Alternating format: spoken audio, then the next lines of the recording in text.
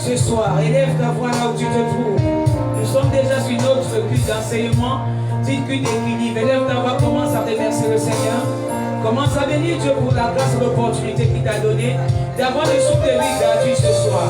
Prie comme ça au nom de Jésus-Christ. Seigneur, nous te bénissons, nous te rendons grâce. Je te rends grâce pour toutes les personnes qui sont déjà connectées pour le culte d'enseignement du culte d'équilibre de ce mardi. Je te bénis pour toutes les personnes qui sont en face de moi. Je te rends grâce, éternel, oh Dieu, pour ceux qui sont en train d'arriver. Je te dis merci, éternel, oh Dieu, pour ton amour infini, Seigneur Jésus. Papa, tu nous as donné la vie alors que la vie ne se paye pas, papa. Comment ne pas te bénir, éternel, oh Dieu? Aujourd'hui, nous sommes si faibles dans nos paroles, Dieu. Nous sommes si faibles, papa, pour être reconnaissants. Mais c'est lorsque nous tombons malades que nous commençons à demander la guérison alors que nous sommes incapables. Je dis merci à Dieu pour la grâce, pour la santé, pour la protection divine, pour la sécurité, papa.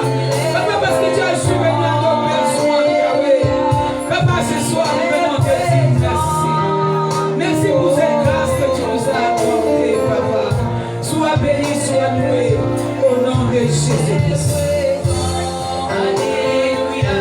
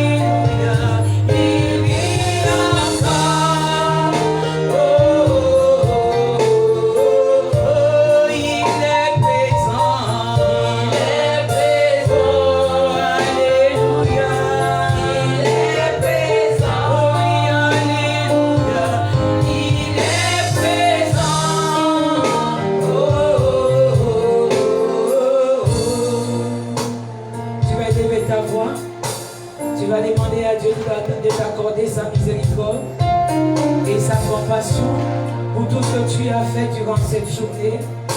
Qu'il a attristé, car la Bible dit, n'attristez pas le Saint-Esprit que je vous ai donné. Est-ce que tu peux lever ta voix et demander à Dieu de te pardonner?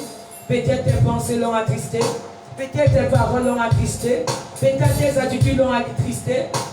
Élève ta voix, tu commences à prier comme ça au nom de Jésus. Saint-Esprit de Dieu, nous venons devant toi. La Bible dit, n'attristez pas le Saint-Esprit que je vous ai donné. Papa, c'est un don que tu nous as fait la grâce d'avoir. Seigneur, nous te prions, oh Dieu, humblement de te nous pardonner, Seigneur. Il y a des choses que nous avons fait, dit, penser durant cette journée, Seigneur Jésus. Aie compassion de nous, éternel Dieu, et accorde-nous encore ta miséricorde et ta compassion, Seigneur. Pardonne nos faiblesses, Papa. Pardonne parce que chaque fois, éternel, nous t'attristons.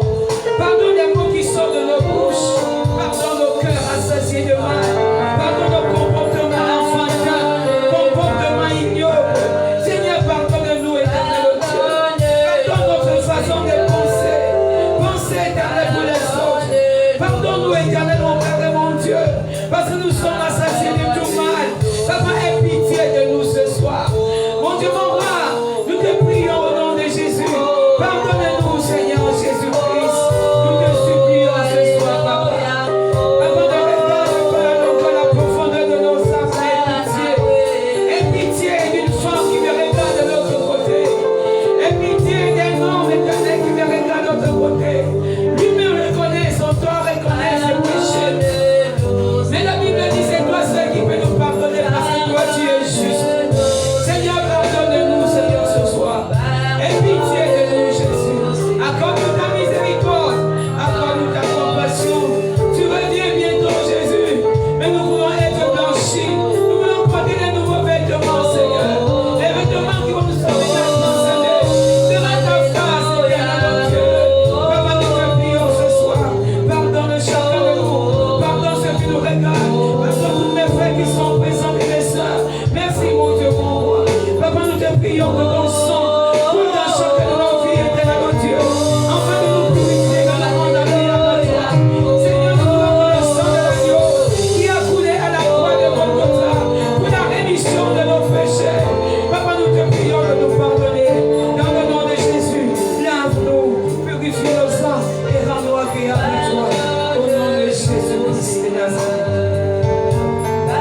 Pardonne-nous, Seigneur. Pardonne-nous, Seigneur.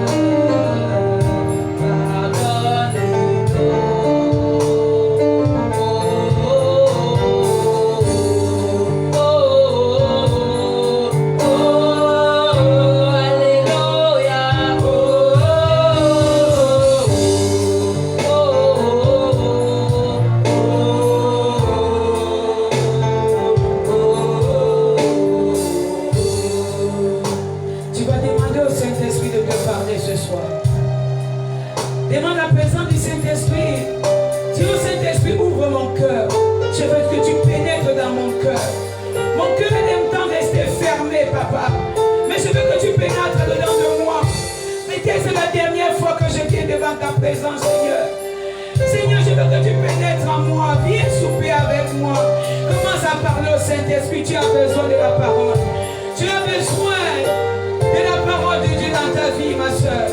Prie comme ça au nom de Jésus-Christ. Prie comme ça au nom de Jésus. Parle à Dieu ce soir dans ton cœur. Parle à Dieu ce soir. Qu'il vienne pénétrer dedans de toi. La Bible dit que Dieu n'habite pas dans les maisons faites des maisons des hommes. Mais la Bible dit qu'il habite dans sa maison qui est ton cœur, ma soeur. Il n'habite pas là où les hommes sont, mais il habite là où l'homme ne peut pas pénétrer. Commence à prier comme ça. Dis à Dieu, Seigneur, je suis devant ta face ce mardi. Je me suis déplacé pour venir t'écouter. Papa, je ne veux même pas rater une parole. Je veux que tu me parles, même si les paroles sont dures, Papa. Mais je veux que tu me parles parce que je me prépare à entrer dans ton royaume, Seigneur. Je veux que tu me prépares, éternel Dieu, par ta parole de ce soir, Jésus. Je veux que tu pénètres au-dedans de mon cœur. Que tu viennes prendre la place qui t'est due. Que tu viennes t'asseoir au-dedans de moi. J'ai besoin de toi, Jésus. Prie comme ça au nom de Jésus-Christ.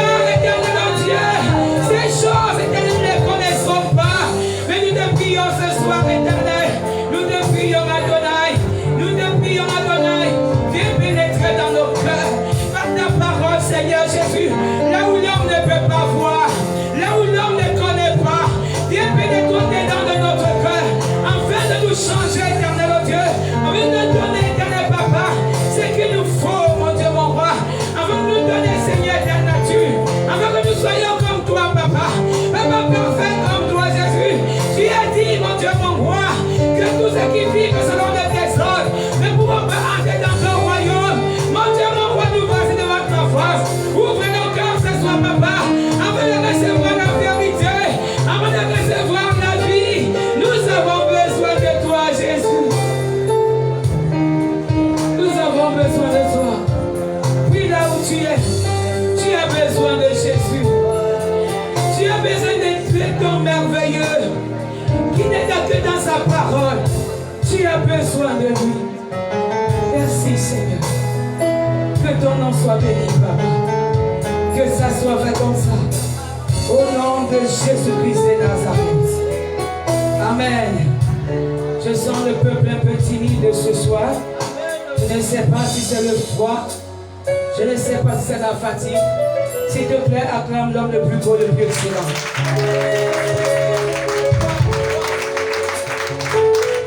J'ai dit, acclame l'homme le plus beau. Je bénis Dieu parce qu'il est l'époux des veuves.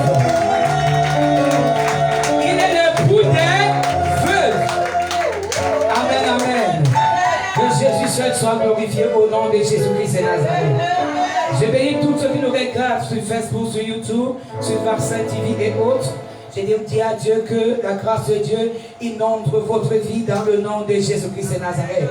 Je dis aussi merci à Dieu pour le serviteur de Dieu et je dis qu'il soit béni une fois, béni deux fois, béni trois fois au nom de Jésus-Christ de Nazareth.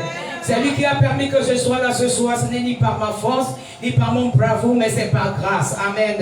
La Bible dit de reconnaître les bienfaits des autres. Et je reconnais ce bienfait dans la vie de cet homme qui a permis que je sois là ce mardi. Amen. Que la gloire de Dieu inonde encore sa vie, plus encore au nom de Jésus-Christ de Nazareth. Soyez richement bénis ce soir au nom de Jésus-Christ. Est-ce que tu peux encore acclamer une fois de plus? Tu peux encore acclamer et tu pousses un peu des cris de joie qui vont entrer dans le sanctuaire de Dieu, qui vont pénétrer le temple de Dieu, qui vont pénétrer la royauté de Dieu, qui vont pénétrer la gloire de Dieu. Soyez bénis. Amen, amen. Nous sommes sur notre culte d'enseignement, d'équilibre. Amen. Le chrétien doit être équilibré. Tu regardes à côté de toi, il faut bien regarder ton frère. Celui qui ne marche pas avec sa Bible, son âme, qui n'a pas de calepin, sachant qu'aujourd'hui c'est mardi. Ce mardi d'enseignement, ce n'est pas seulement venir écouter. C'est écrit, noter et aller relire à la maison. Ça aide. Amen, amen. Donc toi qui nous regardes là-bas de l'autre côté sur Facebook et autres, prends ton calepin, prends ta Bible et prends ton stylo. Parce que nous allons tous, ensemble ce soir, être servis par la parole de Dieu. Je bénis tellement ce thème. Parce que ce thème ne vous concerne pas seulement, mais ce thème concerne tout le monde. Amen. Ce thème me concerne également. Et je bénis Dieu pour ce thème. Ne fuyez jamais lorsqu'on vous prêche des choses pour que vous puissiez vous repentir. Ne fuyez jamais, n'abandonnez jamais lorsqu'on vous prêche la vérité. La Bible dit, vous connaîtrez la vérité. Et la vérité vous rendra comment? Libre. Amen. Il faut aimer la vérité. C'est seule la vérité qui va vous amener dans le royaume des cieux. Il y aura des miracles, des prodiges. Mais sans la vérité, tu ne pourras jamais voir Dieu. Comme aujourd'hui, beaucoup aiment la prophétie, aime les miracles, aime, c'est bien. Et je dis encore, c'est bien. Et Jésus est venu pour opérer des miracles. Jésus est l'auteur de la prophétie, mais c'est aussi l'auteur de la parole. C'est celui qui est venu nous enseigner. Parce qu'il sait que nous sommes tordus. Il sait que nous sommes handicapés. Il est venu nous redresser par quoi? C'est par la parole. L'homme ne peut pas changer de lui-même, c'est impossible. L'homme ne peut pas changer de lui-même. C'est impossible. Il faut la parole pour changer. Amen. Et à chaque fois qu'on vous prêche la parole de vérité, dites Amen. Amen. Parce que ça semble souvent être compliqué. Parce que ça fait mal. Mais une parole qui ne te fait pas mal ne t'amènera jamais dans le changement.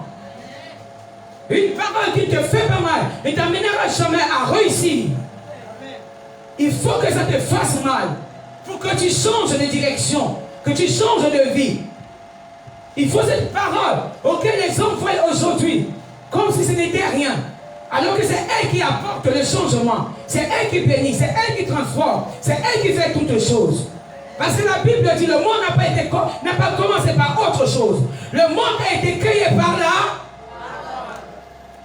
parole. Et quand je te regarde là, toi aussi tu as été créé par la parole. Tu dois aimer la parole. Tu dois lire la parole. Tu dois expliquer la parole de Dieu. Qu'est-ce que Dieu dit de moi? Mais quand tu regardes toute une semaine, il n'y a même pas que tu as lu un verset. C'est pas bien. Comment tu peux connaître Dieu si tu ne lis pas ses Écritures? Comment tu peux connaître Dieu, marcher selon Dieu, si tu ne lis pas la parole de Dieu? Parce que c'est elle qui rend libre, c'est elle qui a franchi, c'est elle qui donne toutes choses. Mais aujourd'hui, nous n'avons plus besoin de la parole. Les gens s'en foutent de la parole de Dieu. Lorsqu'on s'en fout de la parole de Dieu, on s'en fout de Dieu. Parce que la parole de Dieu, c'est Dieu lui-même. La parole de Dieu, c'est Dieu lui-même. Il est important de lire la parole de Dieu. Parce que c'est elle qui a tout.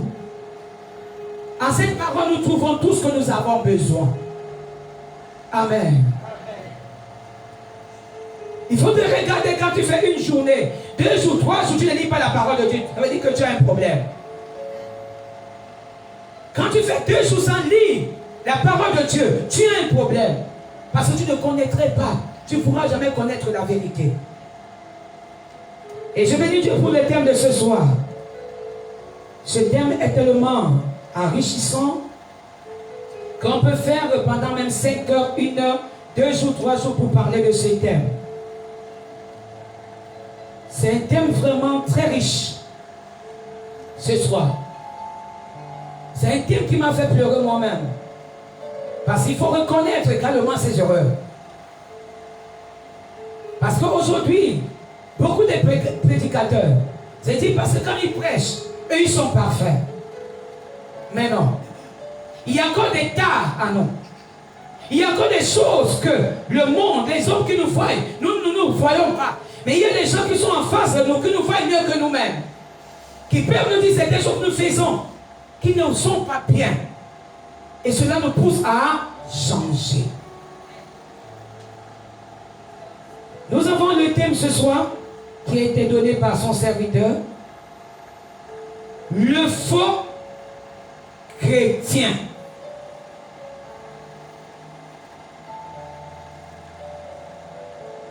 Il faut bien noter les versets. Et je prie ce soir qu'il n'y a pas des amens. Que quand une parole te touche, tu commences à prier dans ton cœur que de dire Amen. Amen, Amen. Tu commences à parler dans ton cœur que Seigneur, délivre-moi de ça. Nous avons besoin de changer. Jésus n'est pas mort à la croix de Golgotha pour venir seulement te donner le mariage bébé. Il est mort pour que un jour tu entres dans son royaume. Il a dit je m'en vais au Père pour vous préparer les places. Mais les qui vont s'asseoir sur ces places? Si on ne change pas aujourd'hui, si tu écoutes la parole de Dieu et tu refuses de changer, le vendredi nous sommes nombreux, le dimanche nous sommes nombreux, mais le mardi, là où Jésus est prêché, on ne vient pas à l'église. On dit on est fatigué. Il faut que le chrétien change. À cause de ça, aujourd'hui, il n'y a plus de feu à l'église. Il n'y a plus de miracles comme au temps des apôtres. 12 hommes ont bouleversé le monde entier. 12. Ils n'étaient pas 50. Ils étaient qu'à 12. Mais ils ont bouleversé le monde entier. Mais aujourd'hui, où sont les chrétiens? Est-ce que ces chrétiens sont vrais ou bien ils sont faux? Nous allons expliquer la parole de Dieu. Le faux chrétien. Nous avons écrit qu'un faux, une personne qui est fausse, c'est celui qui fait semblant. Une personne qui est fausse, c'est celui qui fait semblant. C'est toute personne tordue, boiteux. C'est un adorateur de Satan. Il fait semblant, mais c'est un adorateur de Satan. Il est boiteux, il est tordu. C'est quelqu'un qui porte les masques. Il a un visage qui est caché, que personne ne connaît. C'est une fausse personne. Il est faux. Il ne dit pas la vérité. Il aime le mal et pratique le mal. Il aime le mal et pratique le mal. Le faux. On peut le confondre avec le vrai, alors qu'il est faux. Quand tu le vois, l'apparence, c'est la piété. L'apparence, c'est la vraie chrétienne. Mais au fond de lui, au fond d'elle, il n'est pas vrai. Je voudrais vous dire ce soir, tu peux te cacher aux yeux des hommes, mais tu ne pourras jamais te cacher aux yeux de Dieu. La nature que tu casses aujourd'hui, un jour va paraître devant tout le monde. C'est quelqu'un qui est faux. Il aime la fausseté. Il aime tout ce qui est mauvais.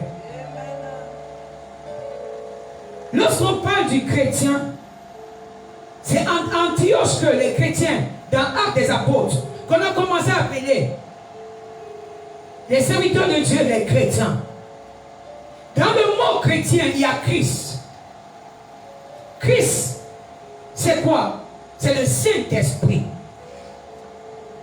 Lorsque nous sommes chrétiens, Christ, tu acceptes le Seigneur, Christ vient habiter à l'intérieur de toi.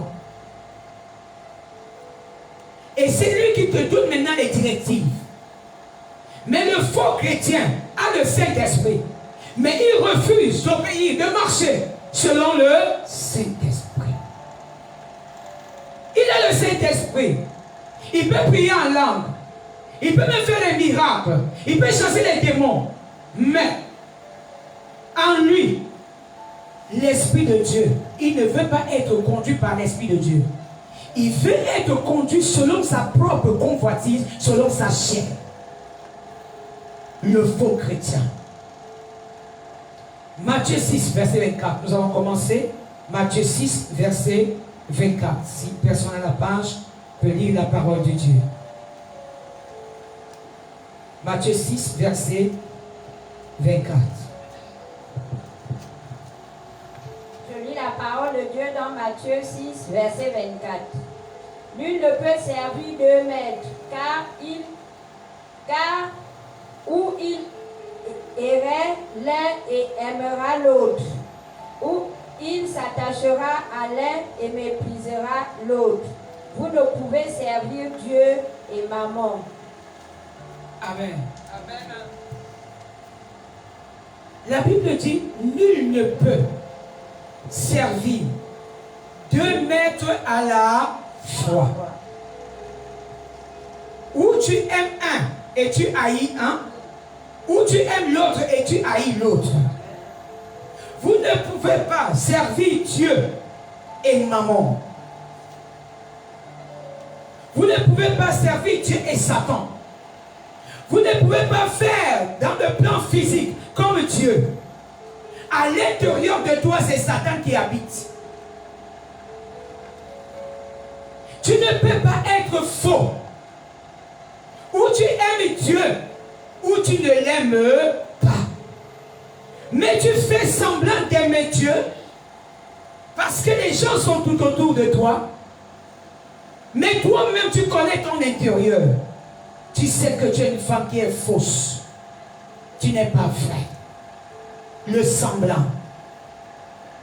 Acte Acte 11, verset 26. Le semblant. Est-ce qu'il y a encore des vrais chrétiens aujourd'hui? Est-ce qu'on peut te dire que tu es vrai chrétien ou bien tu es fausse chrétienne? Actes des apôtres 11, verset 26.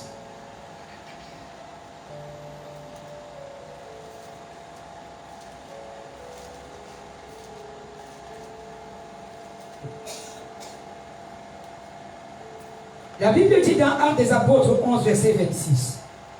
Et l'ayant trouvé, il l'amena à Antioche. Pendant toute une année, il se réunit aux assemblées de l'église. Et ils enseignèrent beaucoup de personnes. Ce fut à Antioche que, pour la première fois, les disciples furent appelés chrétiens.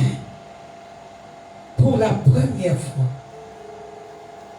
Est-ce que nous sommes les vrais chrétiens dans ces derniers temps? Dans ces temps de la fin, est-ce que Dieu peut compter qu'à Jésus-Christ mon vaccin, il y a 1000 membres, mais il y a quand même 50 personnes qui sont vraies? Est-ce que Dieu peut compter sur nous? Est-ce que toi-même intérieurement, tu peux te poser la question de savoir, est-ce que je suis vraiment un vrai chrétien ou bien un faux chrétien? Est-ce que tu peux rester dans ta maison seulement en train de te poser des questions sur ta propre vie, sur ta conversion, sur ton changement? Est-ce que les gens du quartier de ta famille peuvent te regarder et dire, ça, c'est un vrai chrétien? Est-ce que les gens peuvent croire que cette femme, c'est un vrai chrétien? Elle est vraie chrétienne. Et c'est un vrai chrétien ou c'est une fausse chrétienne?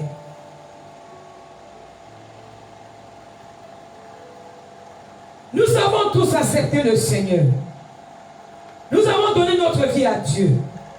Mais est-ce que nous sommes vrais avec Dieu? Est-ce que nous sommes vrais avec Dieu? Le chrétien, ce n'est pas seulement parler. Crier dans tout le quartier qu'il est chrétien. Ce n'est pas de faire des longues prières de 3 jours. Faire des jeûnes, je ne sais pas, de 6 mois. Le chrétien, c'est qu'il porte Christ et qu'il obéit Christ. Aujourd'hui, on peut te prêcher ça, tu dis, non, elle n'a qu'à faire vite, je vais partir. Oui, mais un jour, la date d'aujourd'hui est déjà écrite dans le ciel. Dieu va te poser des questions. Est-ce que tu n'avais pas entendu? Parce que la Bible dit, c'est par la parole que vous serez jugés. C'est par la parole. Nous allons commencer notre enseignement maintenant. Genèse 4, verset 1. Genèse 4, c'est là où nous commençons l'enseignement de ce soir. Le faux chrétien. Genèse 4. Nous allons voir comment le faux chrétien se comporte. Nous allons voir ses attitudes, son comportement, sa façon de réagir, de réfléchir, sa façon de faire. C'est là où tu verras. Si tu es venu seulement te balader à l'église, ou tu es venu écouter la parole de Dieu, afin que cette parole t'amène au changement, afin que cette parole te recadre, te donne une vie qui plaît à Dieu. La Bible dit, ne vous bornez pas seulement à écouter, mais faisez quoi? Il dit de faire quoi? De mettre en... Lisons la parole de Dieu. Genèse 4, verset 1. Le faux chrétien.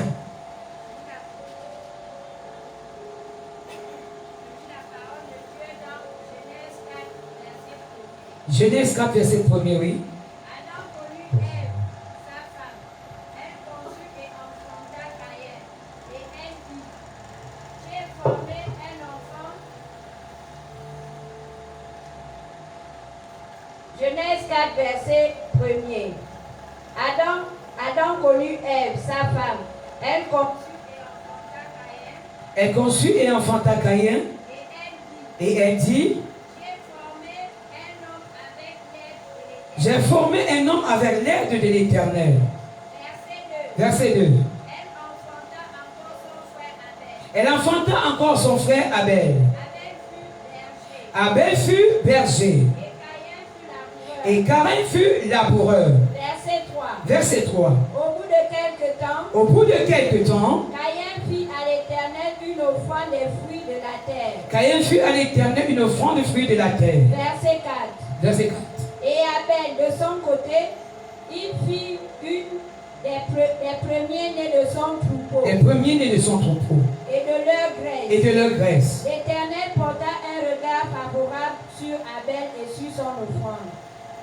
Verset 5. Amen. Amen.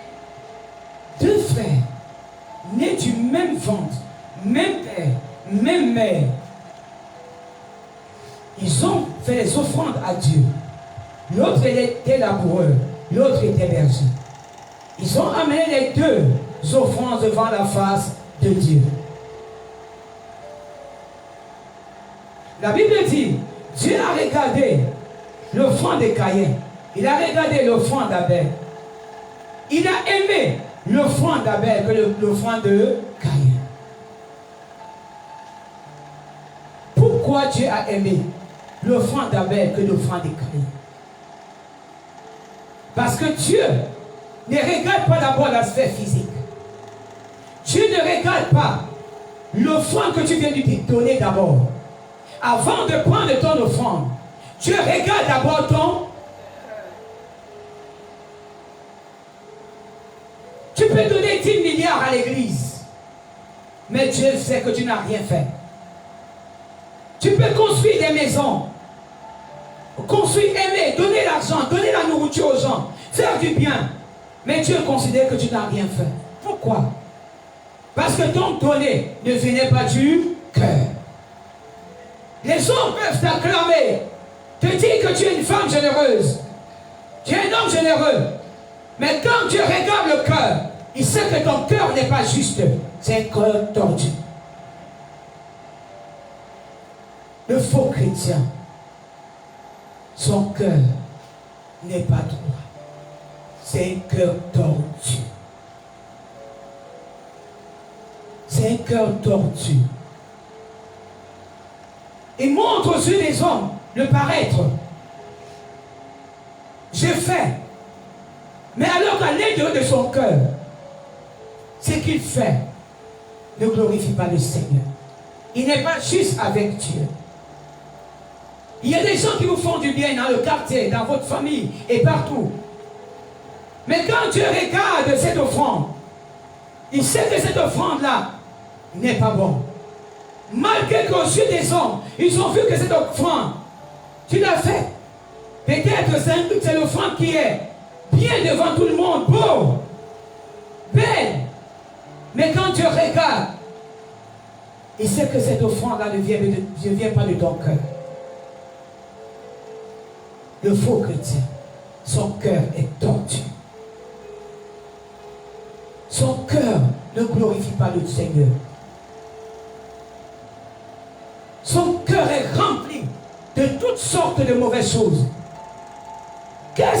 Pourquoi Dieu a refusé l'offrande de Caïn alors que ce sont des enfants de même père, même mère? Le premier meurtre a été commis par Caïn. Dans toute l'histoire de la Bible, c'est les deux frères. L'autre a tué l'autre. À cause parce que son cœur n'était pas droit devant Dieu. À cause parce que son cœur n'était pas juste. Parce que son frère, il a vu que Dieu a aimé plus l'offrande de son frère. Il s'est levé contre son frère. C'est comme ça que beaucoup de personnes font. Si vous êtes dans le même ventre, né à 10, chacun a sa destinée. Pourquoi être jaloux de l'autre? Si toi tu es ministre, ou bien tu es un homme élevé, et que l'autre est tireur de chaussures, tout ça c'est pour la gloire de Dieu. Il s'est levé contre son propre frère pour pouvoir le tuer. Et il a tué. C'est ça qui se passe dans nos familles. Nous-mêmes, nous le faisons. Nous sommes jaloux vis-à-vis des autres. Pourquoi le cœur de Caïn était ainsi? Parce que Caïn était jaloux. Un faux chrétien, c'est quelqu'un qui est jaloux. Il n'aime pas l'avancement des autres. Il n'aime pas acclamer les autres. Il n'aime pas quand les autres sont bénis. Le cœur de Caïn. Je parle doucement. Car le serviteur de Dieu m'a dit, lorsque tu vas prêcher, parle doucement. Le cœur de Caïn. Le cœur de Caïn est haineux. Rempli de haine. Et c'est comme ça aujourd'hui à l'église. La sœur a porté sa paire de chaussures. Peut-être c'est quelqu'un qui lui a donné. Quand tu entres ici, tu commences à regarder. De la tête, tu trempes. Tu regardes en haut, tu regardes en bas. Le cœur de Caïn, la jalousie de Caïn. Quand on élève l'autre à l'église, non. Pourquoi c'est elle? Pourquoi c'est toujours lui? Le cœur de Caïn. Tout ce que nous faisons dans la maison de Dieu, c'est pour la gloire d'un seul. La gloire de Dieu. Personne ne pourra te payer si ce n'est que Dieu. Et pourquoi nous avons des cœurs haineux? Nous n'aimons pas les autres. La haine a envahi nos cœurs. Et nous disons que nous sommes chrétiens. Nous sommes les faux chrétiens. J'ai dit nous sommes les faux chrétiens. Si ta soeur a payé sa voiture pour aller à Jésus, elle pourra te porter un jour. Elle pourra t'aider un jour. Mais pourquoi la haine va monter dans ton cœur jusqu'à la calomnier, la diffamer? Le cœur de Caïn. C'est un cœur haineux. C'est un chrétien haineux. Les deux étaient où dans le jardin? Les deux étaient où dans la maison de Dieu? Deux catégories de personnes. Les faux chrétiens et les vrais chrétiens. Mais nous parlons des faux chrétiens ce soir. Ce n'est pas le fait de venir à l'église tous les jours, tous les jours, tous les jours, tous les jours. Mais tu sors toujours la même personne. Tu sors toujours la même chose. Le faux chrétien. Est-ce que tu peux regarder ton cœur, toi qui me regardes? S'il te plaît. Personne d'autre ne pourra voir ton cœur si ce n'est que toi-même. Est-ce que tu peux fouiller dans ton cœur la haine et dire à Dieu, Seigneur, regarde mon cœur, pardonne-moi de la haine que j'ai fait aux autres. Pardonne-moi de cette sémence haineuse qui est à l'intérieur de moi. Je ne fais pas l'évolution des autres personnes. Est-ce que tu peux faire une rétrospective de ta propre vie pour regarder un peu tes manquements? Le faux chrétien. Il a le cœur haineux. Lisons la parole de Dieu. Verset 5. Verset 5. Mais il ne porta pas un regard favorable sur Caïn et sur son offrande. Il ne porta pas un regard favorable sur Caïn et son offrande. Parce que Dieu avait vu son cœur. Dieu avait vu le cœur de Caïn. Il vient devant moi là. Il vient m'offrir des cadeaux, des présents. Mais son cœur n'est pas droit. Il arrive aussi au milieu chrétien. Tu fais quelqu'un du bien. Mais alors que ton cœur n'est pas bien avec cette personne. Pourquoi me donner une plat de nourriture? Un plat de nourriture. Après tu vas aller dire que à cause de toi que je mange. Pourquoi me bénir? Après tu vas aller parler. Tu as vu la chaussure qu'elle porte, c'est moi qui lui avais donné ça. Pourquoi parler? Que non, c'est elle qui, c'est moi qui lui paie le taxi tous les jours. C'est le cœur. C'est un faux chrétien. Quand tu fais du bien, ne t'attends pas que on va t'honorer, on va t'élever, on va t'acclamer. Attends-toi tout simplement à Dieu lui seul. Et n'attends pas que les gens seront reconnaissants vis-à-vis de toi. Parce que certaines personnes se disent que parce que j'ai fait du bien à cette fille, lorsqu'il y a un problème, elle va commencer à rappeler ces choses-là. N'est-ce pas que c'est moi qui avais fait? N'est-ce pas que c'est moi qui avais donné? Mais c'est moi qui avais fait ça. Ça, c'est la nature des faux chrétiens.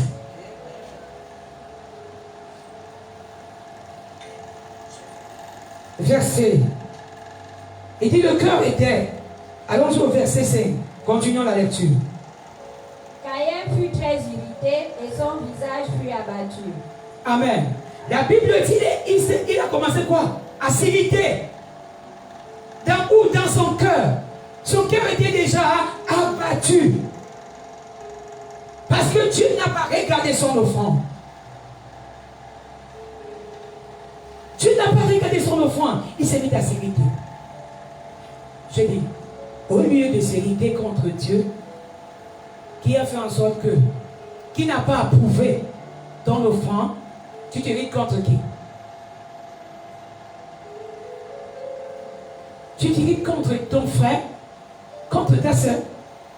Si Dieu n'a pas béni, et qu'il a béni quelqu'un d'autre, pourquoi tu t'irrites contre ton frère ou ta soeur? Est-ce que c'est ton frère, ta soeur, qui a refusé que Dieu puisse te bénir? Est-ce que c'est ton frère ou ta soeur qui a refusé que Dieu puisse te bénir? Mais pourquoi tu t'irrites contre ta soeur? Pourquoi tu la calomnies? Pourquoi tu la calomnies? Est-ce que c'est elle qui est à l'auteur de ta situation? C'est elle qui fait en sorte que Dieu ne puisse pas avoir un regard favorable sur toi. Mais irrite-toi contre Dieu. Si aujourd'hui tu n'es pas marié, irrite-toi contre Dieu. Et celui qui s'est marié acclame le Seigneur. Si tu n'as pas ce que tu as besoin, mais irrite-toi contre Dieu, laisse ton frère tranquille, il n'a rien fait. Ce n'est pas lui qui a dit à Dieu de lui donner. Vous présentez tous les prières devant Dieu. Si Dieu approuve les prières de l'autre, mais gloire soit rendue à Dieu, on acclame le Seigneur et on avance. Pourquoi s'irriter contre ton prochain, contre ton frère, contre ta soeur? C'est là où l'histoire avait commencé. Il a commencé à s'irriter. Il avait déjà le visage abattu. Lisons le verset 6. Le verset 6. Et l'Éternel dit à Caïn, pourquoi es-tu irrité? Et pourquoi ton visage est-il abattu? Verset 7. Verset 7. Certainement, si tu agis bien, tu relèveras ton visage. Il dit, si tu changes ton cœur. Si tu changes ton cœur. Parce que moi, je ne vois pas seulement l'acte que tu viens poser. Mais je regarde d'abord le cœur. Et si tu agis bien, tu vas relever ta tête. Un faux chrétien passe le temps tout simplement à faire piquer les autres. Faire du mal aux autres. Il faut que les gens s'effacent à cause de toi. S'énervent à cause de toi. Quelle vie! Quelle vie! Et savez pourquoi la Bible dit aimez vos ennemis? Faites du bien à ceux qui vous font du mal. Priez pour ceux qui vous maltraitent. Ça, ce n'est pas la parole de Dieu. C'est prophétie que tu veux entendre. C'est mariage que tu veux qu'on te donne. C'est voyage que tu veux qu'on te donne. Ce qu'on te donne là, c'est pour le ciel. Il y a un temps de la prophétie. Et il y a un temps aussi de la parole de Dieu. Il y a des temps de miracles. Il y a aussi un temps où Dieu doit te parler pour que tu changes. Un faux chrétien. Finissons la lecture. Et si tu agis mal, le péché se couche à la porte. Et ses désirs se portent vers toi. Mais toi, domine sur lui. Dieu avait parlé à Caïn. Est-ce que Dieu ne te parle pas? Qui peut dire dans ce ministère, et toi qui nous regardes chaque jour sur Facebook, sur YouTube et autres, que Dieu ne parle pas dans ce ministère? Qui peut lever son doigt pour dire, l'homme de Dieu de ce ministère reste seulement en train de prêcher les miracles, reste seulement en train de prêcher les prophéties. Est-ce qu'il ne prêche pas aussi la repentance? Il ne prêche pas la conversion, le changement de vie? Mais pourquoi nous restons les mêmes personnes? Parce que nous refusons de marcher selon le Saint-Esprit qui est en nous. Nous refusons. Dieu n'a jamais forcé quelqu'un. Si tu refuses, il va te laisser. Amen. Verset 8. Verset 8. Cependant, Caïn adressa la parole à son frère Abel, mais comme ils étaient dans les champs, Caïn se jeta sur son frère Abel et le tua. Et le tua. Verset 9. Verset 9. L'Éternel dit à Caïn, où est ton frère Abel? Il répondit, je ne sais pas. Suis-je le gardien de mon frère? Regardez le langage de Caïn. Je parle du Caïn intérieur d'abord, intérieurement. C'est Dieu qui est en train de lui parler, ce n'est pas un homme. Dieu lui demande, mais où est ton frère? Parce que tu as l'habitude de marcher avec ton frère. Il dit, est-ce que moi je suis le gardien de mon frère? Deuxième chose, un faux chrétien est arrogant. Je redis ça bien. Le faux chrétien est arrogant et orgueilleux. Arrogant. À l'église, elle va montrer comment elle est simple. Oh, l'agneau immolé, la soeur, le frère. Attends, l'église finie. Tu vas voir comment les masques là vont tomber tout de suite là. Et elle, quand tu l'appelles sœur en Christ, elle est contente. Alors que c'est une sœur en crise.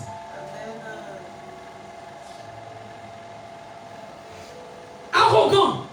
Dieu lui pose la question, où est ton frère? Mais il a commencé à montrer la nature intérieure. Ça a commencé à sortir. Quel que soit le temps, mon frère, ta nature, ta vraie nature finira par sortir. Fais le faux semblant aux yeux des hommes. Montre même au leader que tu es la Vierge Sainte Marie. Un jour, on connaîtra réellement qui tu es. Je vais parler ça bien. J'ai dit, fais semblant aux yeux des hommes de Dieu que toi, tu es bien. Tu es calme, tu es généreuse, tu vis la piété, la sanctification c'est toi. Toi tu ne fais jamais le mal, tu es bien. Un jour, la nature qui est cachée là finira par sortir. Mais quelquefois ça sort même par la colère. Il suffit que quelqu'un te dise quelque chose, paf, la colère monte. C'est ta vraie nature là. C'est ce que tu es en réalité. Mais le calme là, c'est le faux semblant. Arrogant, orgueilleux. La Bible dit, l'humilité précède de quoi? Arrogant, il aime insulter les autres. Non. Est-ce qu'on peut entrer en nous-mêmes pour reconnaître nos tares, reconnaître un peu notre intérieur, l'obscurité qui est encore dedans de nous? Quoi qu'on nous dise, on nous appelle maman, sœur en Christ. Est-ce qu'on peut entrer dedans de nos cœurs ce soir? Toi qui me regardes, entre un peu dedans de ton cœur. On a dit, on t'a donné le nom, je ne sais pas. Tu es la super chante. Tu es la diaconesse expérimentée plus 95. Mais s'il te plaît, entre un peu dans ton cœur. Visionne un peu ton cœur. Tu verras si tu es faux chrétien ou tu es vrai chrétien. Un chrétien qui arrive à insulter les autres. Es-tu vrai ou faux?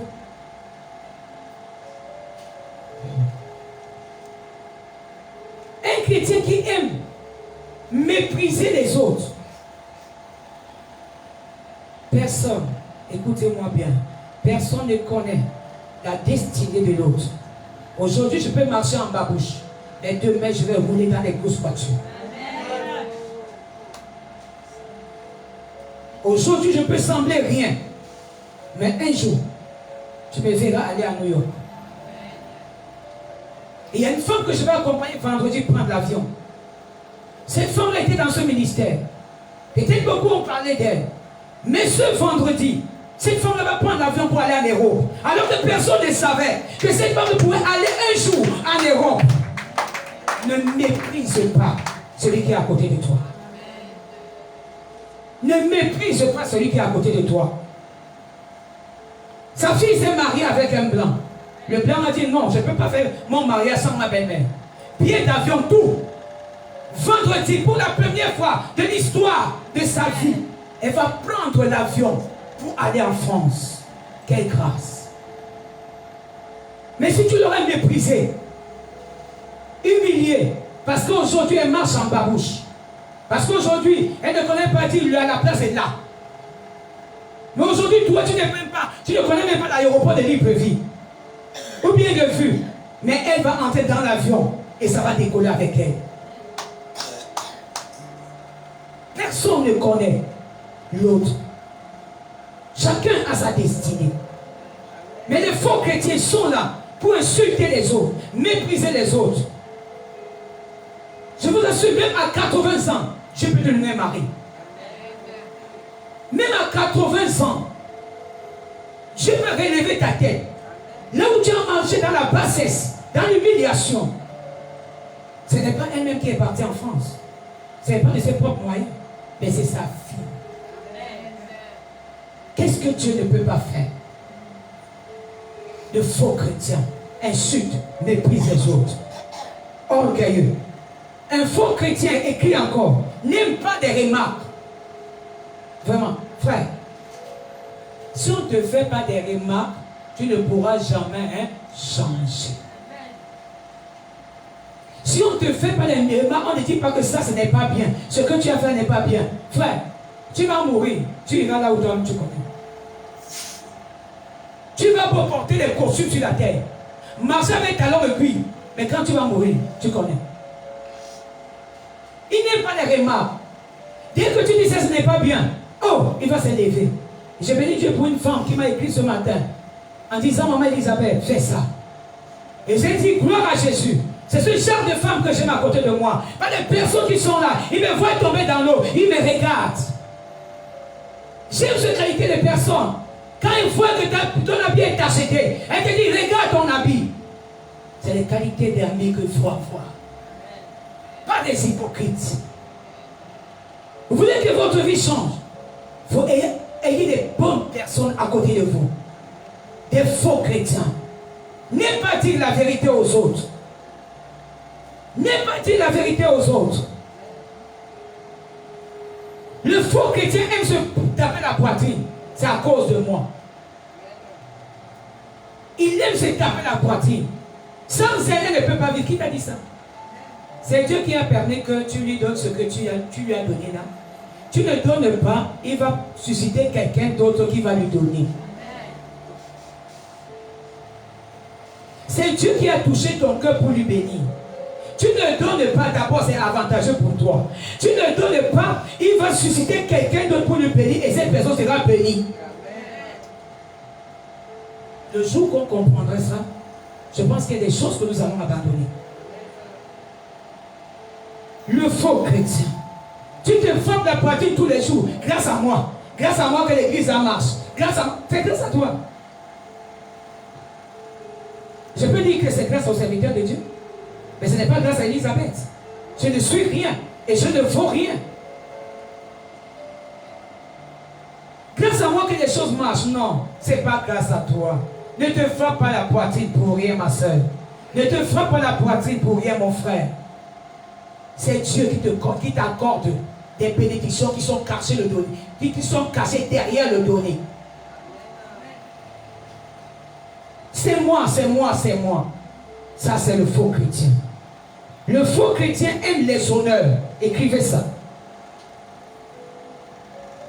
Il aime qu'on le respecte. On l'honore. On l'élève. Ça reçoit son cœur. Car il n'est pas honoré. Il n'est pas respecté. Il s'élève contre les autres. Le faux chrétien aime les honneurs. Aime l'élévation. Le faux chrétien aime tisser les relations avec ceux qui sont comme lui. Amen. Je suis DG dans telle société. Tous mes amis sont DG. Je ne dois pas prendre quelqu'un qui est plus bas que moi. Non. À l'église, il y a ceux qui sont élevés, ceux qui sont moi. Mais prends-les tous comme amis. Ne cherche pas seulement une catégorie de personnes pour tes propres intérêts. Parce que tu le fais à cause de tes intérêts. Aime aussi les petits. Aime aussi les grands. Aime aussi ceux qui n'ont pas de quoi manger. Aime aussi ceux qui sont mal habillés. Aime tout le monde. Aime les intellectuels. Aime ceux qui ne connaissent même pas parler français. Aime tout le monde. Le faux chrétien, il refuse de changer. Et d'autres points. Le faux chrétien aime accuser les autres. Il y a lorsque tu vois un enfant qui tous les jours vient te dire, tel a fait, tel a dit, tel a raconté, tel est parti là-bas, tel là-bas. Fais attention avec cet enfant-là. Amen. C'est un faux chrétien. Tous les jours, tu vas venir voir papa. Papa, on m'a fait. Papa, on a dit. On a raconté. Papa. Le pauvre même est fatigué. Tous les jours, c'est ton travail. Le faux chrétien. Il y a des choses que tu peux gérer seul, sans venir dire à l'homme de Dieu.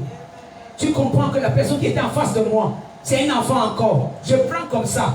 Parce que quand le filet tombe, ça ramasse même les câbles, même parfois même les bâtons. Je prends comme ça. Mais nous, non. Tu dois dire tout. Le faux chrétien. Le faux chrétien apporte des mauvais témoignages vis-à-vis des autres. Si tu n'as pas compris la vérité, s'il te plaît, ne parle pas. Cet enseignement est tellement riche qu'on peut prêcher même pendant 3 jours, 4 jours, même 1 mois. Il aime les faux témoignages. Dès qu'il apprend sur le banc, tu ne connais pas. La personne qui est venue te dire, est-ce que réellement elle a vu? Est-ce que réellement elle a vécu? Mais quand toi tu prends, tu peux aussi dire aux autres, dilapider son nom, raconter les faussetés. Et elle est mal vue devant les autres. Qui a servi ça? C'est toi le faux chrétien. Le faux chrétien aime attirer les autres vers lui.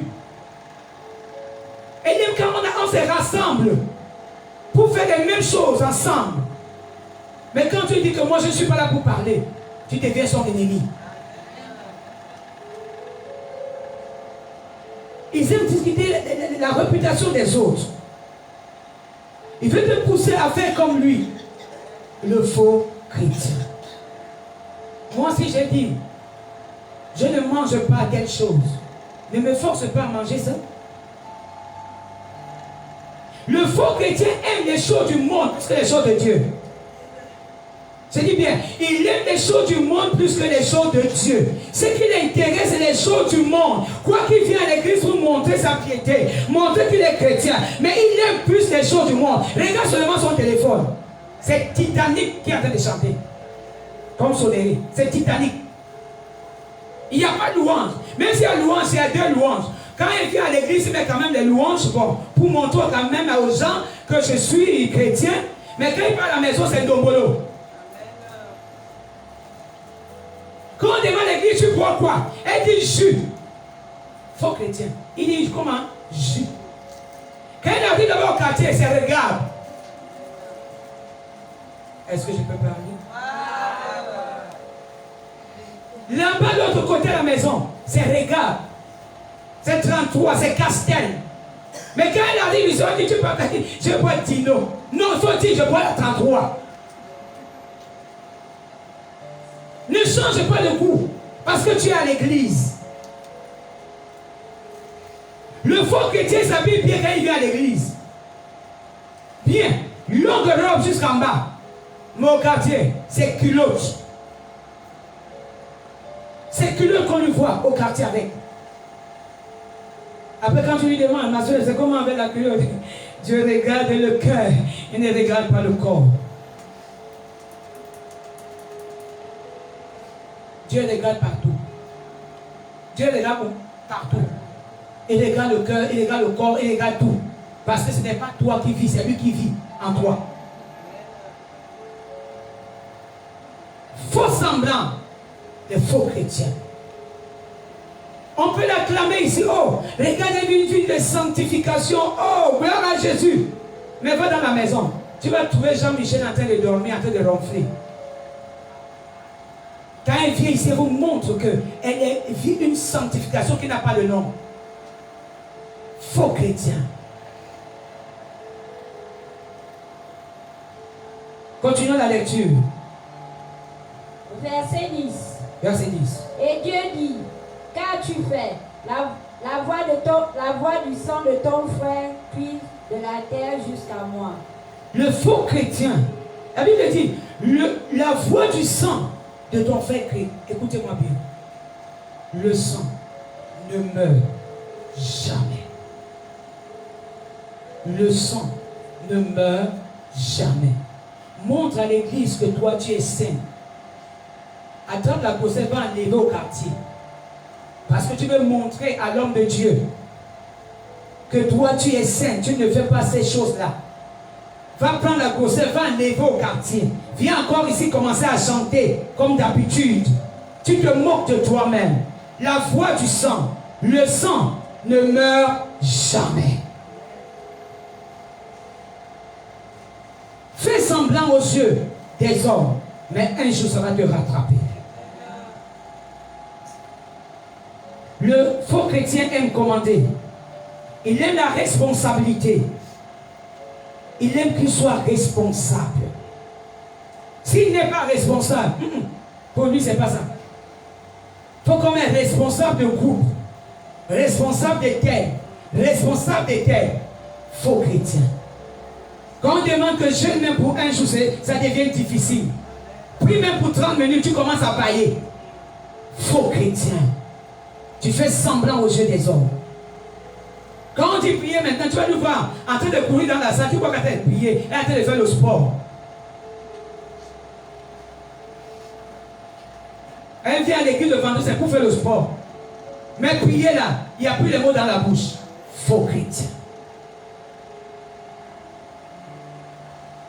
Le faux chrétien vient à l'église, mais garde sa position, son rang social.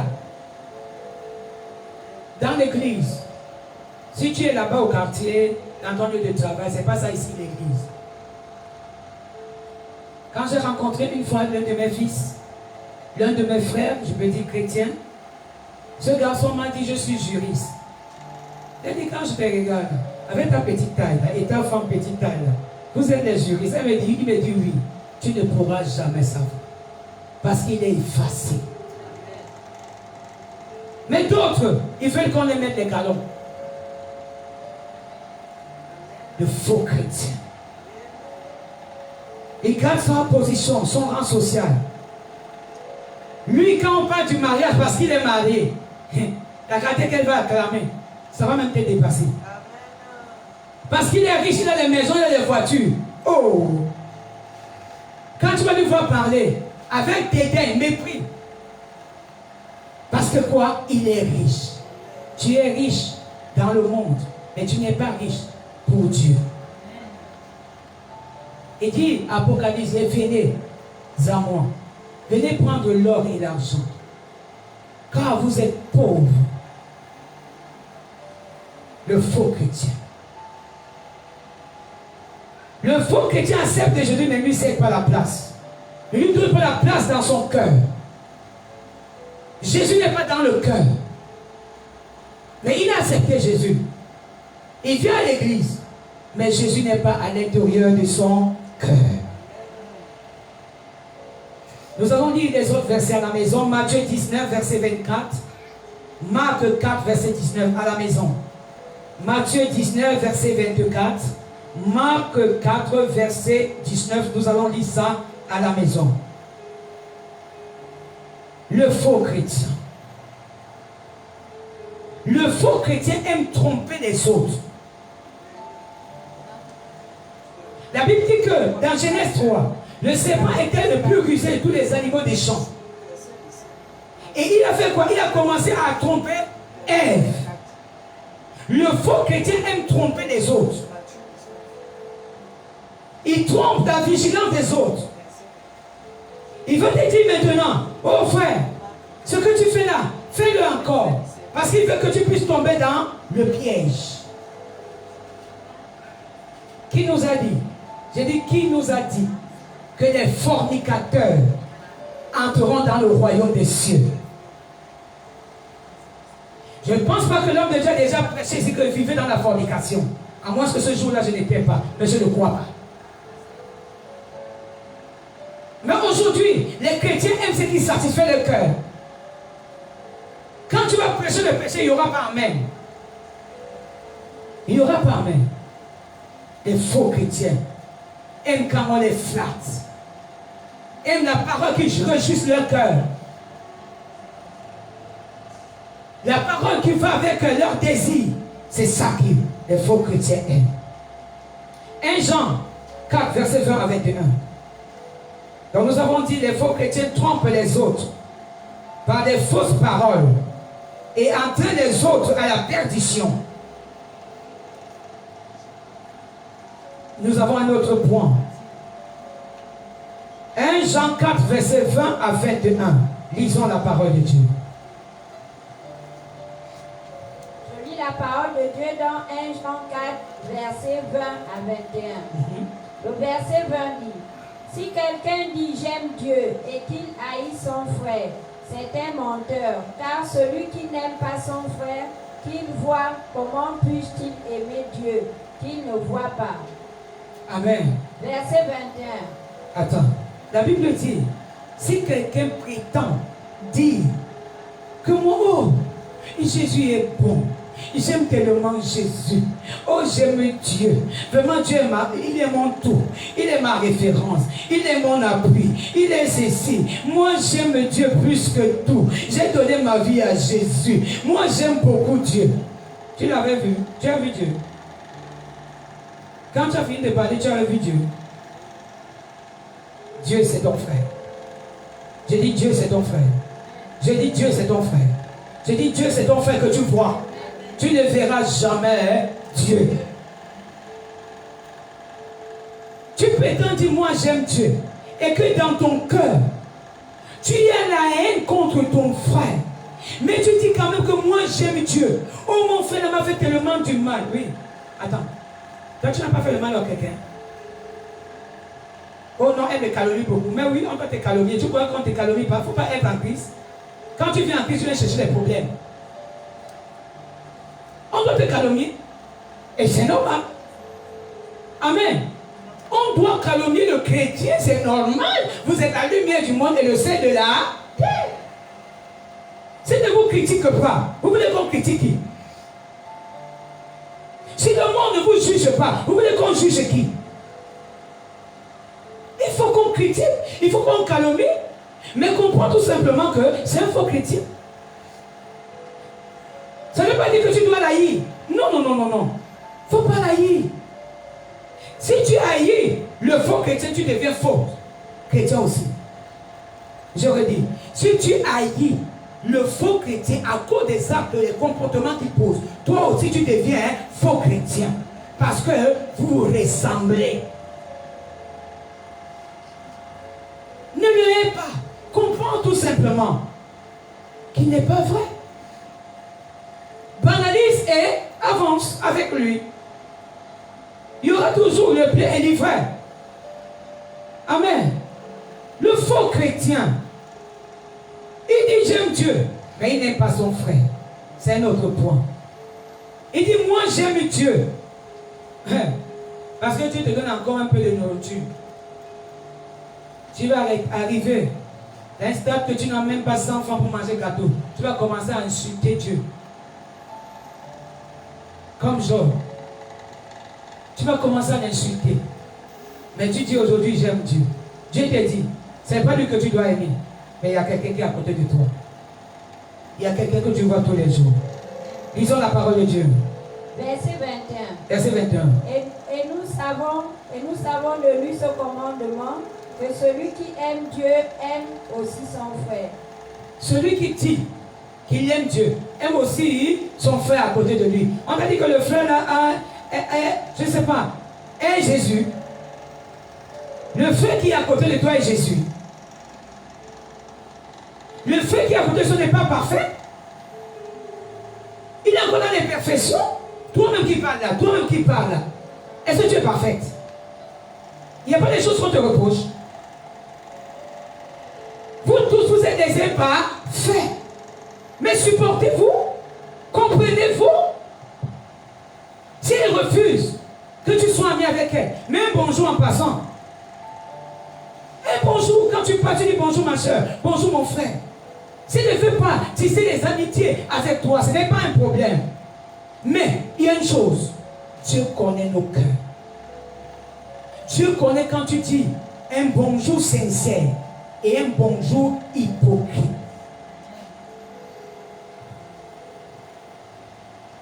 Le faux chrétien. Le faux chrétien aime juger et condamner les autres. Un autre pion. Il aime dévoiler les fautes passées. Si hier, ma soeur partait chez les Nganga, à quoi bon de venir raconter à l'église alors qu'elle est déjà à l'église dans la maison de Dieu où tu es en train de la tailler tous les jours. À quoi bon de venir dire, elle là où tu la vois là, elle partait chez les Nganga. Ça ne sert plus à rien. La Bible dit le passé est comment? Mais toi tu viens dire les choses d'avant. Vous savez, lorsque quelqu'un raconte votre vie passée, laissez-moi vous dire, c'est lui qui est bloqué. C'est cette personne qui est attachée. Parce que toi, tu avais déjà fini avec ça. Tu es en train d'avancer. Mais lui, il est encore dans le passé. Lui, il est bloqué dans le passé. Alors que toi, tu as déjà traversé. Le faux chrétien aime dévoiler les fautes passées. La Bible dit, celui qui couvre une faute cherche quoi? L'amitié. Je couvre la faute de ma soeur. Je sais que non, c'est mon frère.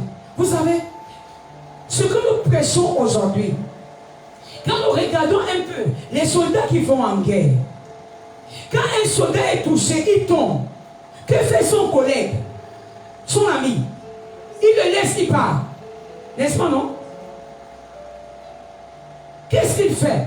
Donc l'autre tombe. La première des choses, c'est aider son frère à se relever. Si ton frère a péché aujourd'hui, tu pries pour lui pour le relever et non pour le juger et le condamner.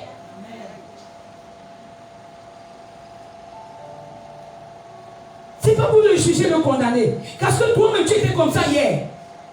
Est-ce que je me trompe? Tu étais comme ça hier. Le chrétien, ce n'est pas seulement celui qui marche droitement. Le chrétien peut tomber, mais il faut quelqu'un pour le soulever. Il faut son frère pour le soulever. Il faut son frère pour lui mettre debout. Le faux chrétien reste tout simplement dans le jugement, dans la condamnation. Ne cherche pas à aider son frère, à lui dire ce que tu as fait, ça, je ne veux plus que tu puisses faire ça. Il reste seulement dans le jugement, à condamner son frère. En condamnant ton frère, qu'est-ce que tu auras? Rien du tout. Mais en aidant ton frère, la Bible dit, celui qui aide son frère à se débarrasser des fautes, l'Éternel des armées lui aussi retranchera les fautes sur lui.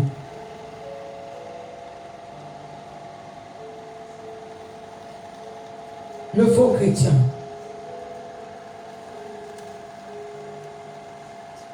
Le faux chrétien aime ce qui est visible. Le faux chrétien, quand le pasteur n'est pas à l'église, n'est pas à l'église. Quand le pasteur dit je vais voyager, lui aussi voyage. Ils reviennent tous ensemble. Je dis, est-ce que c'est la parole de Dieu que nous venons écouter ou bien c'est l'homme de Dieu? Il y a une nuance dans la vie chrétienne. C'est d'abord Dieu que nous venons écouter à travers l'homme de Dieu. Mais le faux chrétien fiche ses regards sur l'homme de Dieu. Quand il n'est pas là, il n'est pas là. Quand il est là, il vient. Il montre à l'homme de Dieu que je suis là. Je t'aime beaucoup, papa. Je ne peux pas rester quand les autres sont là. Ah, quand ils apprennent que ce n'est pas papa qui va prêcher un mardi, papa qui va prêcher un vendredi. Il va traîner à la maison jusqu'à 19h30 pour voir que tout est déjà presque à la fin. Parce que ce n'est pas papa qui prêche. C'est la parole de Dieu que nous écoutons ici. C'est la parole de Dieu. Et non, et non. À cause de ça, aujourd'hui, les hommes de Dieu sont devenus les idolâtres. Vous idolâtrisez les hommes de Dieu. On ne dit pas que vous ne devez pas les honorer. Ils ont droit à l'honneur. Mais quand tu prends déjà l'homme de Dieu comme Dieu, Dieu se fâche. Dieu commence à regarder son fils autrement. Il faut qu'il recadre ces choses. Les hommes de Dieu aujourd'hui, beaucoup ont d'onction. Mais ils ont perdu leur onction à cause des fidèles. J'ai dit à cause de toi. À cause de toi. Ils ont perdu leur couronne. Parce qu'il faut venir vénérer l'homme de Dieu. Non, il faut vénérer Dieu. Mais il faut aussi élever l'homme de Dieu. Mais il faut vénérer Dieu. Le faux chrétien.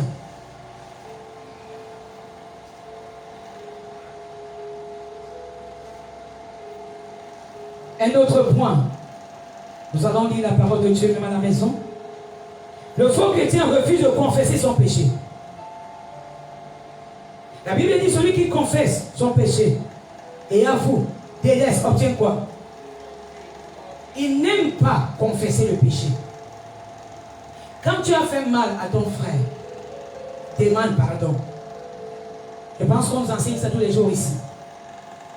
Lorsque tu reconnais et quand que tu ne reconnais pas, c'est ça que j'ai compris à la fin. Ce n'est pas seulement reconnaître que non, c'est pas moi qui ai fait ça, c'est pas moi, non, c'est elle. Non, Dieu nous dit aujourd'hui, même si tu reconnais que ce n'est pas toi, il faut demander pardon. Pourquoi? Pour apporter la paix. Car la Bible dit que rechercher la paix avec tout, sans la sanctification, nul ne verra.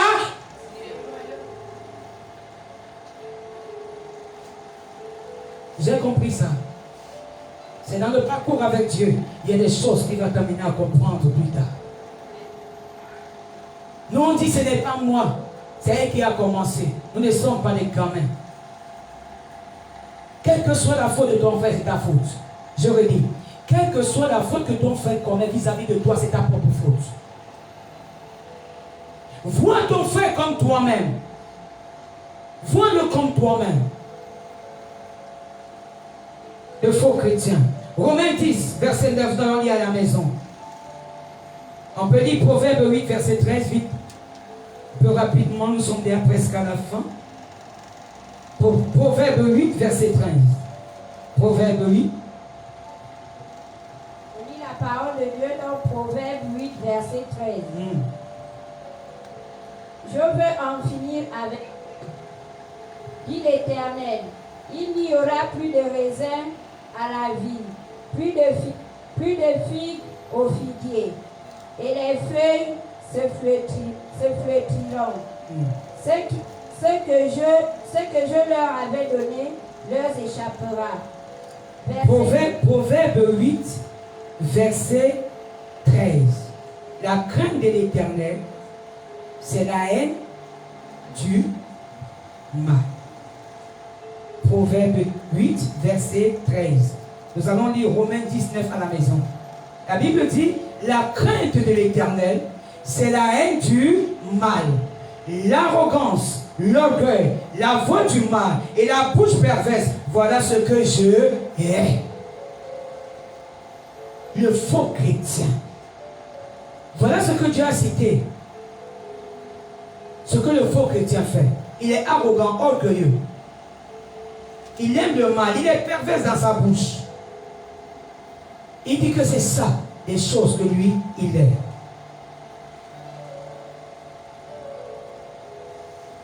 Le faux chrétien encore aime des rassemblements.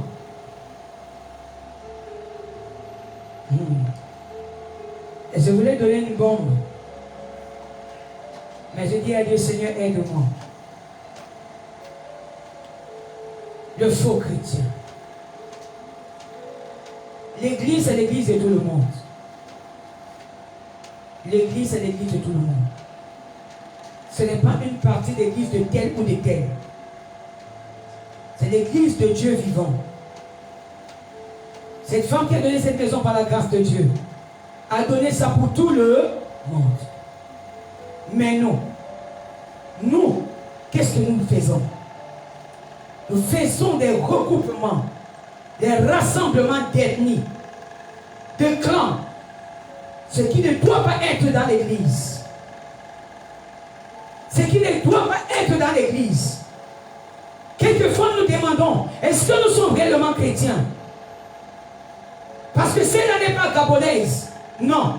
L'homme de Dieu n'a jamais prêché ici qu'il y a la différence entre les étrangers et les Gabonais, ou entre les Nitels et les Nitels. Tous nous sommes pareils. Je redis ça et à haute voix. Je dis tout le monde est pareil aux yeux de Dieu et aux yeux de l'homme de Dieu. Amen.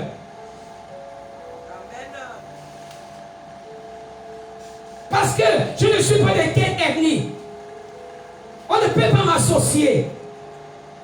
Je ne suis pas gabonaise. On ne peut pas m'associer. Je pense que moi qui vous parle là, si Dieu m'a donné le micro par le serviteur de Dieu aujourd'hui, je ne suis pas gabonaise. Hein? Il n'a pas fait la discrimination. Mais les faux chrétiens aiment, c'est pour nous. C'est pour nous. C'est nous qui avons fait. C'est nous. Le faux chrétien. Et cela empêche la gloire de Dieu de se manifester. Parce que si vous n'êtes pas un, vous êtes divisés. Et quand vous êtes divisés, c'est Satan qui commence à régner. Oh Seigneur, cet esprit calme. C'est Satan qui commence à régner. La Bible dit un chasse 1000 et Dieu chasse combien? 10 000. Mais quand vous êtes en désaccord, comment vous pouvez chasser 10 000? À cause de ça, qu'aujourd'hui, le diable est venu se planter dans les églises. Le diable vient dans les églises. Parce que comme elle n'est pas de notre aîné, elle ne doit pas faire ça. Elle ne doit pas donner ça. C'est seulement nous. C'est seulement nous. Non, arrêtons un temps soit peu. Arrêtons ces choses. Cela empêche que la gloire de Dieu se manifeste. Cela empêche même que l'homme de Dieu, il peut cracher le feu, mais il ne peut pas voir la gloire de Dieu. Nous faisons en sorte que l'homme de Dieu ne puisse pas travailler à la dimension que Dieu a prévu de travailler. C'est explicable.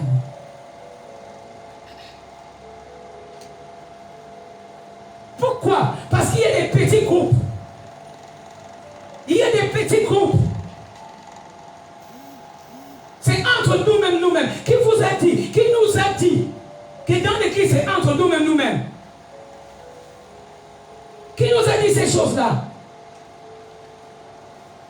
L'église, c'est pour tout le monde. Les Grecs, les Juifs, tout le monde. Sans différence. Et c'est ça que papa nous a appris ici. C'est sans différence. Il n'a jamais fait la différence que je fais d'abord tel avec telle personne. Il fait avec tout le monde. Que tu sois gabonais ou pas, il fait avec tout le monde. Mais nous, c'est les partis pris. Il faut que c'est nous. Non, je vous dis ce soir, ces choses sont en train de détruire l'église du Dieu vivant. Ces choses sont en train de détruire l'église. Aujourd'hui, vous ne voyez pas, mais c'est comme une gangrène. C'est en train de marcher, c'est en train de détruire et dévaster. Les gens peuvent avoir le zèle pour venir travailler. Mais quand tu viens, tu veux travailler avec ton zèle, on commence à te dire, ici on ne fait pas ça.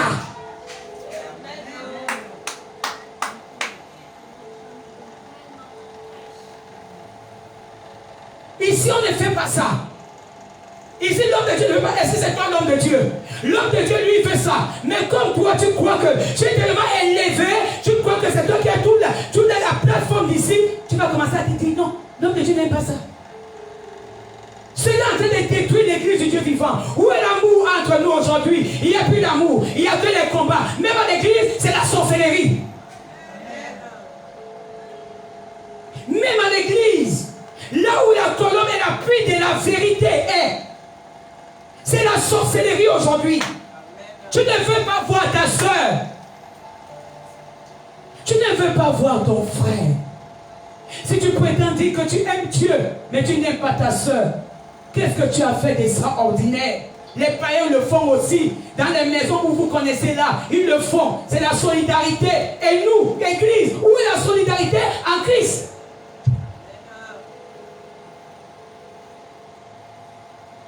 Où est la solidarité? Cela est en train de détruire la foi des autres. Beaucoup viennent là avec le feu. Mais quelque temps, c'est la fumée qu'on voit. Parce qu'il y a des gens qui se disent, c'est pour nous. Non. L'église, c'est le corps du Christ. J'ai dit, c'est le corps du Christ. Tu es chinois, tu viens ici, tu places la place au nom de Jésus-Christ. Tu es étranger, je ne sais pas tu es où. Pour nous, je ne sais pas quoi. Tu viens ici, tu as ta place. Tout le monde a sa place à Jésus-Christ, mon vaccin.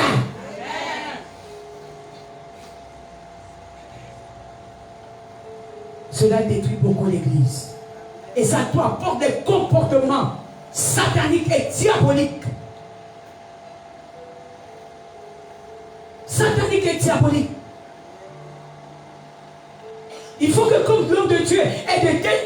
il faut aussi que notre fils qui est là, c'est lui qu'on doit placer by God. Est-ce que Dieu ne parle pas à l'homme de Dieu? Ces choses sont en train de prendre ampleur dans les églises et ça détruit le corps du Christ. Ça détruit la foi des autres.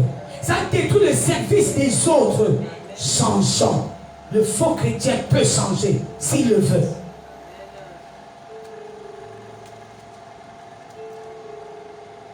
Matthieu 12, verset 30. Vous allez lire à la maison. Le faux chrétien aime les divisions.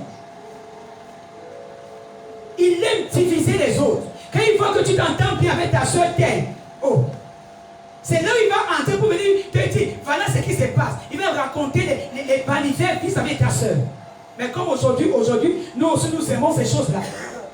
Dès qu'on vient te dire que ta soeur a fait d'autres, tu ouvres grandement tes oreilles et tu commences à écouter. Et tu ne sais pas qu'on est en train de semer une mauvaise sémence à l'intérieur de toi pour haïr ton frère. Vous croyez que la parole c'est quoi? La parole c'est une sémence. Il suffit que je dis, ou tu te dis quelque chose mal de Mamado, tu ne diras plus jamais bien ma Mamado, jamais de la vie. Quel que soit ce que cette femme va faire, tu vas voir ça toujours en mal. Faux chrétiens. Ils aiment diviser les familles. Tu entres dans la famille de l'autre, tu trouves que tout le monde s'entend. Les frères et sœurs sont joyeux, ils s'entendent. Dès que tu entres, tu commences à dire, ne parle pas avec elle.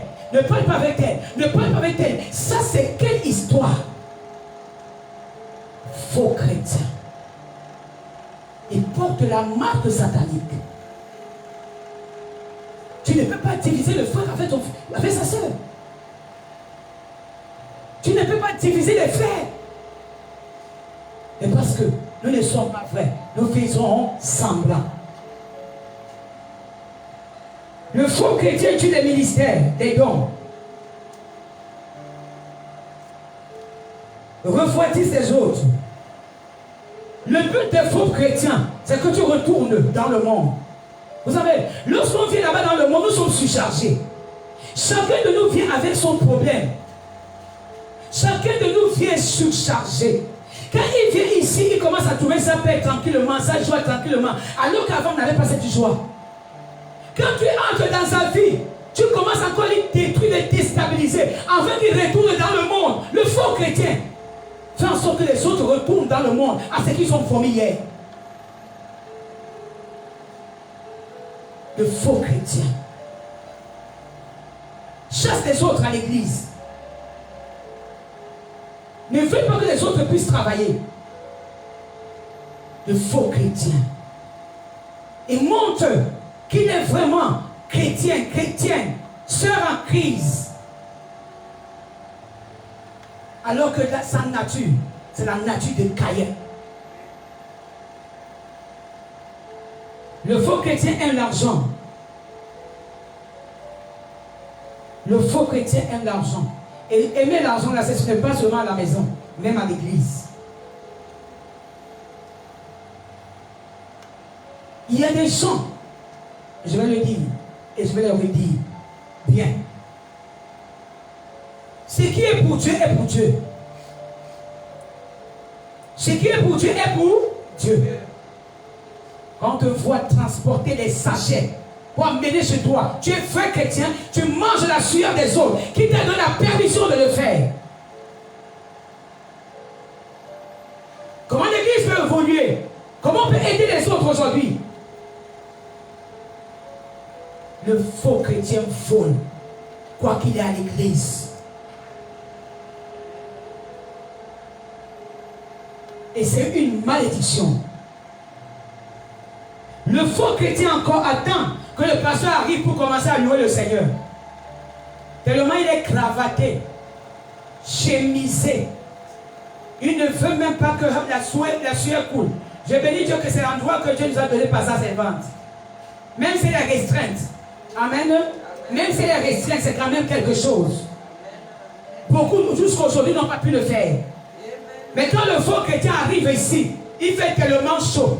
Il ne peut pas danser pour Dieu. Quand il voit l'homme de Dieu arriver, La qualité qui commence à sauter. Il commence à dire les amen. Les amen de pic, pic, pic, pic, pic, pic, pic. Donc il attend le pasteur pour montrer son zèle. Le faux chrétien prend des idées des autres pour être bien vu. Toi, tu donnes ton idée. Au lieu qu'il va dire que non, tu as vu, c'est maman, c'est qui m'a donné cette idée-là. Non, il va commencer à dire c'est moi-même. Il prend l'idée de l'autre, il montre que c'est son idée à lui. Non. Mettons chaque chose à sa place. Élevons tout et chacun. Matthieu 18, verset 6, vous allez lire à la maison. Nous sommes déjà à court de temps. Jacques 1, verset 16. Nous allons écrire tout simplement. Jacques 1, verset 16. Nous allons lire Jacques 3, verset 5. Nous finissons. Il est 20h. Jacques 3, verset 5.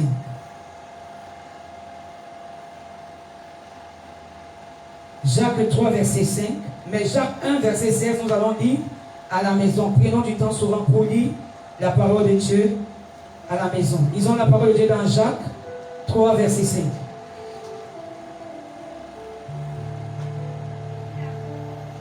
On lit la parole de Dieu dans Jacques 3, 5. De même, la langue est un petit membre et elle se vante de grandes choses. Voici comme un petit feu peut embrasser une grande forêt. Je pense que dimanche, on était ici lorsque l'homme de Dieu nous a enseigné Jézabel. La nature de Jézabel. Amen. La langue que vous voyez, ce n'est pas seulement pour apporter du goût, pour ressentir du goût. La langue est un petit membre, mais qui peut embraser tout un continent. Qui peut détruire des foyers, qui divise les maisons, qui détruit tout, qui ravage tout. La langue. Maîtrisons tous, je dis bien tous, hein. Maîtrisons tous notre langue. Il y a du frein dans notre langue. Ne racontons pas les choses que nous ne devons pas raconter. Ou dire des mensonges contre les autres, la langue. C'est un petit membre qui peut embraser tout un continent. Beaucoup de personnes sont mortes aujourd'hui à cause de la langue. Les familles aujourd'hui, les foyers sont divisés. Où le mari a pris ses choses, il est parti. À cause parce que la copine lui dit, ta femme te trompe. La langue. La langue détruit. Notre langue détruit. Si tu as la maîtrise, comme la parole de Dieu le dit, si tu as la maîtrise de ta langue, tu auras la maîtrise de ton corps. Je répète. Si tu as la maîtrise de ta langue, tu auras la maîtrise de tout ton corps. Mais si tu n'arrives pas à maîtriser ta langue, tu ne pourras pas maîtriser ton corps. Les faux chrétiens n'arrivent pas à maîtriser leur langue, même pour une minute. Ils parlent tout sort, sans réfléchir, sans passer à rien. Tout sort comme ça. Même les secrets, ça sort. Parce qu'il faut parler. Les faux chrétiens. Le faux chrétien soupçonne le mal. 1 Corinthiens 13, verset 5, vous allez lire à la maison. Le faux chrétien critique les autres, mais il n'aime pas qu'on le critique lui-même. C'est un opposant, un meurtrier.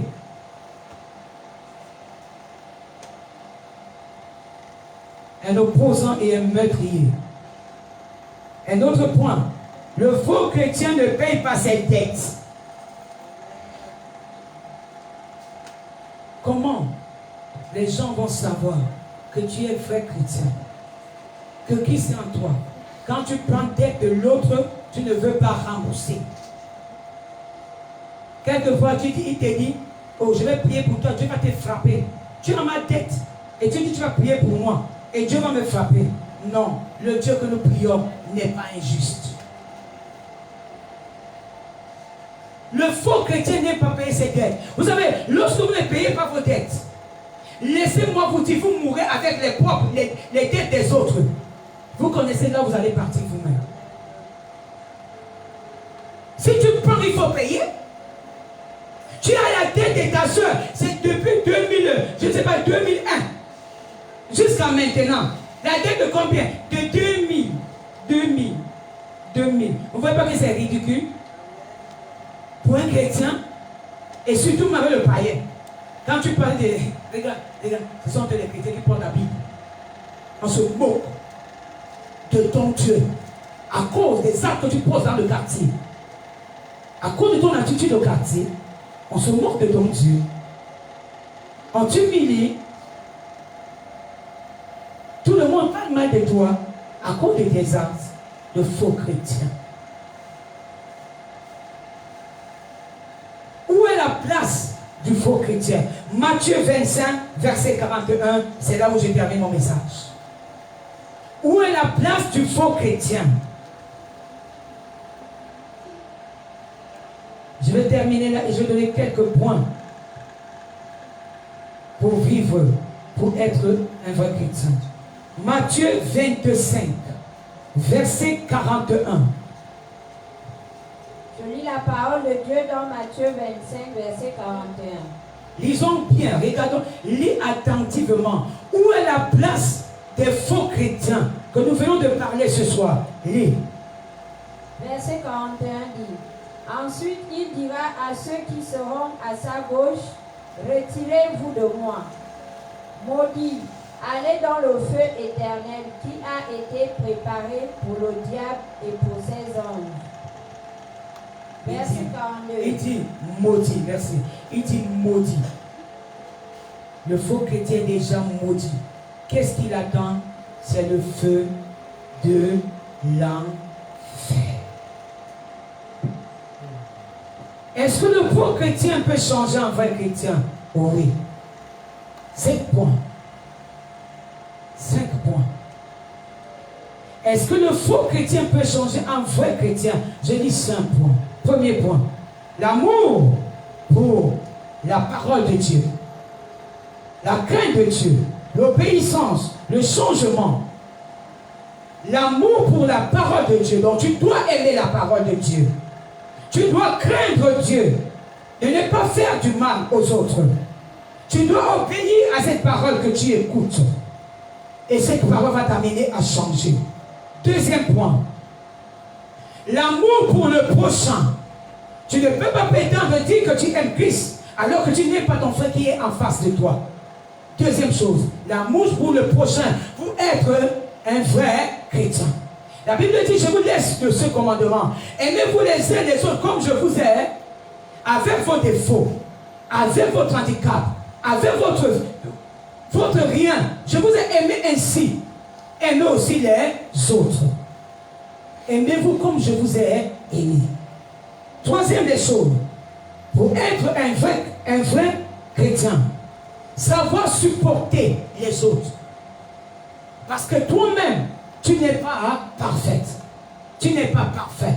Il faut supporter les autres avec leur handicap, avec leur faiblesse, avec leur cas, avec leur comportement. Pouvoir supporter, car la Bible dit, supportez-vous les uns les autres.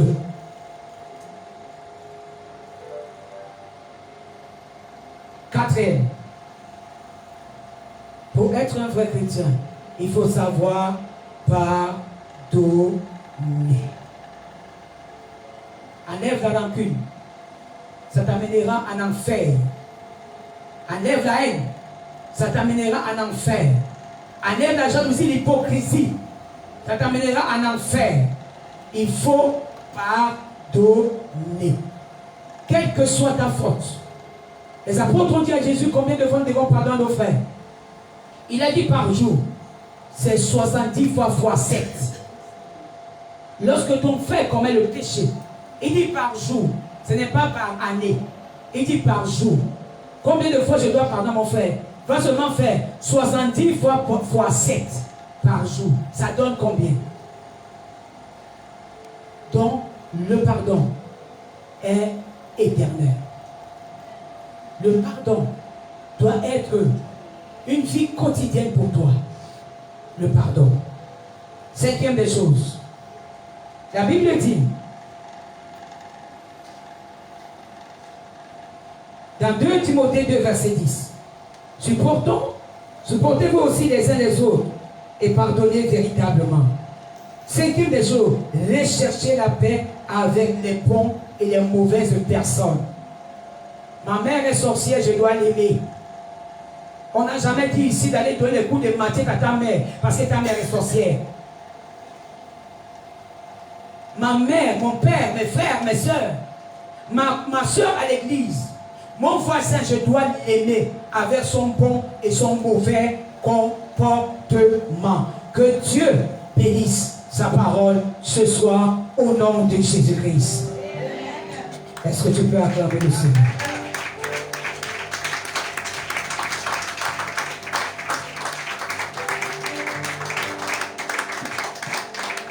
Tu vas élever ta voix.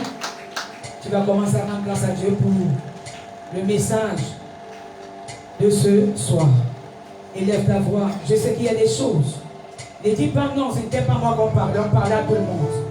J'ai dit tout le monde. Commence à regarder ta vie et commence à demander pardon à Dieu. Prie comme ça au nom de Jésus-Christ. Tu as été infidèle à ton mari, à ta femme. Demande pardon. C'est le péché. Prie comme ça au nom de Jésus-Christ. Vous qui nous regardez de l'autre côté, que l'Éternel des armées vous bénisse ce soir. Et je sais que vous êtes en train de prier Dieu, d'enlever la sémence de Caïn au-dedans de vous. Je prie ce soir, la Bible dit, ce n'est ni par la force ni par l'intelligence, mais c'est par le Saint-Esprit. Que le Saint-Esprit enlève les rancunes, enlève la haine, enlève tout ce qui est mauvais dans ton cœur et te rend un cœur de chair au lieu d'un cœur de pierre. Au nom de Jésus-Christ de Nazareth. Je prie ce soir là où tu étais faible, que le Saint-Esprit te fortifie encore, afin que tu puisses confesser tes péchés toi-même au nom de Jésus-Christ de Nazareth. Je prie Dieu qu'un jour, que tu le rencontres dans le ciel, que tu le rencontres devant sa sainteté au nom de Jésus. Soyez bénis, remplis de la puissance de Dieu et soyez des vrais chrétiens à partir d'aujourd'hui. Amen.